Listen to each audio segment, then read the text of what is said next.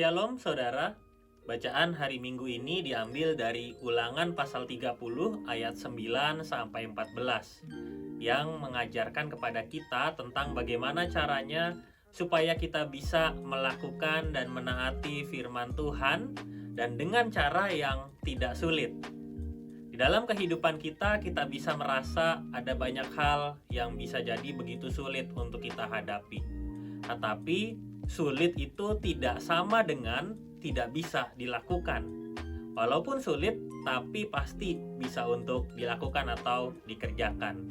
Nah, apakah firman Tuhan di dalam hidup kita termasuk sesuatu yang sulit untuk kita lakukan? Saudara, kuncinya adalah menaati dan melakukan firman Tuhan itu merupakan satu kewajiban kita sebagai orang beriman, dan itu semua tidak bisa ditawar. Allah ingin umat Israel hidup di dalam kehendak-Nya.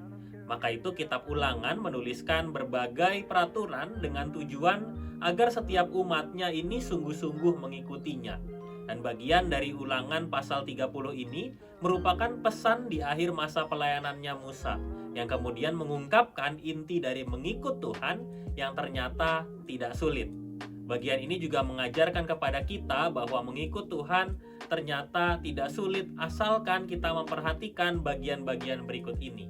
Yang pertama, kita harus ingat bahwa kita sudah diberkati. Tuhan sudah memberkati Israel melalui berlimpahnya pekerjaan, keturunan, hasil ternak, dan bumi.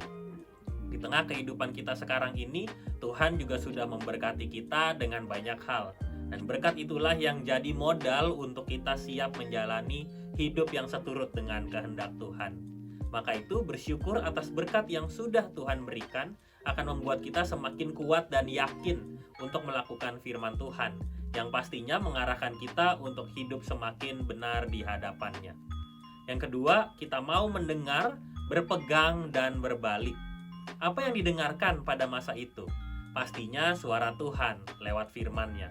Dan apa yang kita dengar di masa sekarang, pastinya juga ketika kita membaca firman Tuhan. Disitulah suaranya bisa kita dengar. Dan dengan mendengarkan, kita memahami dan mampu untuk berpegang pada perintah dan ketetapan yang ada di dalam firman yang sudah kita baca. Karena firman Tuhan adalah pedoman serta penuntun kehidupan kita. Dan dengan mengarahkan hidup kita pada firman-Nya, kita akan selalu berbalik kepada jalan yang seharusnya, yaitu jalan yang benar. Dan cara yang ketiga, firman Tuhan tidak pernah jauh dari kehidupan kita. Firman juga tidak sulit untuk ditemukan. Firman ada di dalam hati dan perkataan kita, firman selalu siap untuk dilakukan. Sekarang waktunya kita untuk melakukan dan mewartakan firman itu di tengah keseharian kita.